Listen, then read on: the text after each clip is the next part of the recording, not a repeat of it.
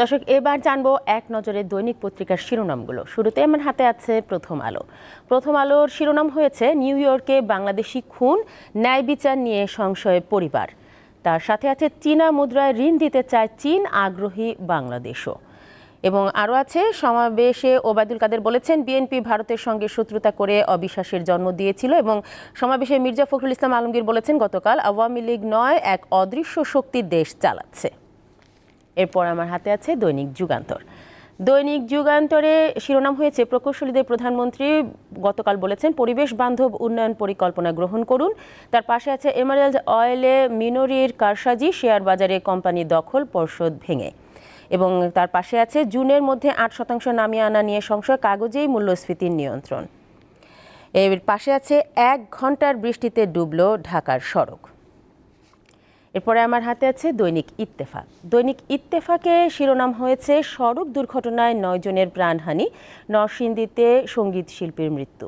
এবং আরও কয়েকটি শিরোনাম আছে। তার আরেকটি হচ্ছে উপজেলা পরিষদের ভোট, এমপিদের ট্রাম্প কার্ড, ইউপি চেয়ারম্যানরা প্রায় 3,500 ইউপি চেয়ারম্যান আওয়ামী লীগ সমর্থিত।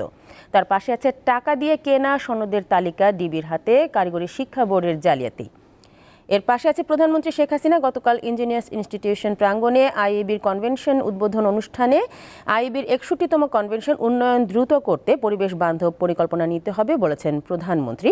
হাওরে মাটি ভরাট করে আর রাস্তা হবে না, জলাধার ঠিক রাখতে হবে, কিছুই ভালো লাগে না, গোষ্ঠী উন্নয়ন প্রকল্পের বিরোধিতা করছে। এরপরে আছে দৈনিক বণিক বার্তা।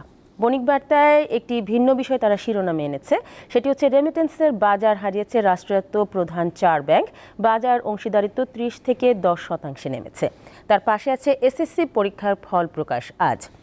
এবং তার সাথেই আছে ভূমধ্যসাগরে বিপদসংকুল পথ পাড়ি দিতে গিয়ে মারা যান অনেক অভিবাসন প্রত্যাশী, ইতালিতে রাজনৈতিক আশ্রয় পাবে না বাংলাদেশি অবৈধ অভিবাসীরা। এবং সবশেষে আছে দৈনিক কালের কণ্ঠ। কালের কণ্ঠে শিরোনাম হয়েছে আইইবির কনভেনশনে প্রধানমন্ত্রী জলাধার ঠিক রেখে স্থাপনা নির্মাণ করতে হবে। তার পাশে আছে সৌর বিদ্যুতের ব্যয় 3 গুণ বেশি। এরপরে আছে ওভারটেক করতে গিয়ে দুর্ঘটনায় মৃত্যু বাড়ছে, একই পথে গাড়ির ভিন্ন গতি। তার নিচে আছে আধুনিকায়নের পথে এগুচ্ছে উত্তর সিটি, মেয়র আতিকুল ইসলামের 4 বছর। দর্শক, এই ছিল আমার হাতে থাকা দৈনিক পত্রিকার শিরোনামগুলো।